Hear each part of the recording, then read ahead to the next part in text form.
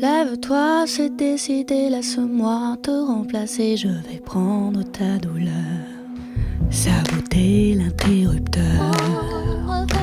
Je vais prendre ta douleur.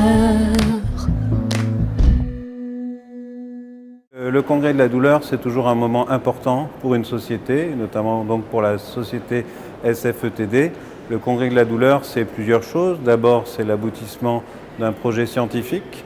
Donc, depuis plus d'un an, un comité scientifique qui travaille sur un programme de qualité pour montrer à tous les professionnels qui s'intéressent à la douleur tous les développements dans tous les domaines de la médecine de la douleur.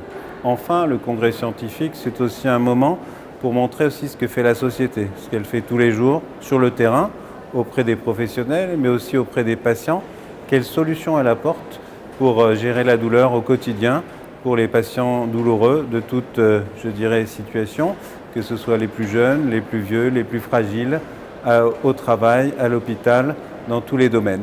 Donc, et puis pour moi, je dirais cette année, le congrès de la douleur, c'est aussi un aboutissement, puisque avec ce congrès, se termine mon mandat de président de la SFETD, un mandat de 2 ans où je suis content d'avoir pu mettre en place différentes choses, différentes commissions, m'intéresser notamment à la douleur du cancer, remettre en vie cette commission, m'intéresser aussi à la communication de la SFETD en développant une session communication et puis en ayant maintenant un journal, un organe, douleur et analgésie, le journal de notre société savante, et puis aussi modifier le congrès dans son format.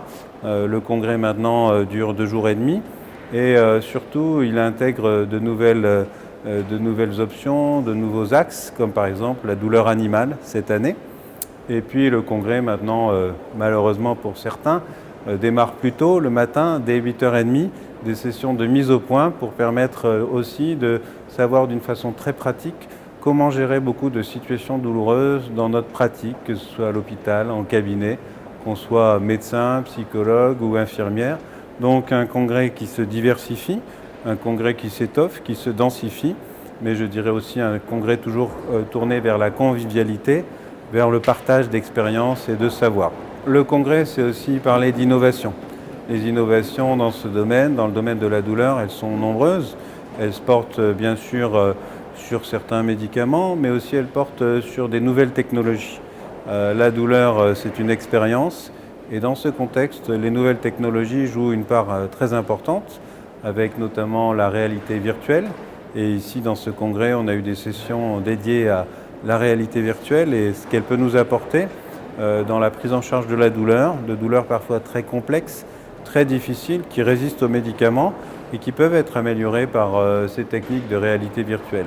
C'est aussi tout ce qui est neurostimulation, tout ce qui est technique, je dirais, de stimulation électrique, magnétique, donc des techniques non médicamenteuses. Et enfin, c'est aussi des techniques complémentaires, montrer la place de l'hypnose, qui est une place grandissante dans la prise en charge de la douleur et de toutes les douleurs, pas seulement des douleurs induites par les soins, mais aussi de la douleur chronique, de la kinésiophobie, de tout ce qui accompagne la douleur. Donc un congrès tourné vers les nouvelles technologies, un congrès aussi tourné vers la santé connectée. Nos patients sont des patients connectés avec une expérience au jour le jour. Et ici, donc, se développent des nouvelles expériences sur l'évaluation au jour le jour de la douleur pour être au plus près de l'expérience du patient et l'intérêt d'utiliser ces outils de nouvelles technologies pour notre pratique quotidienne.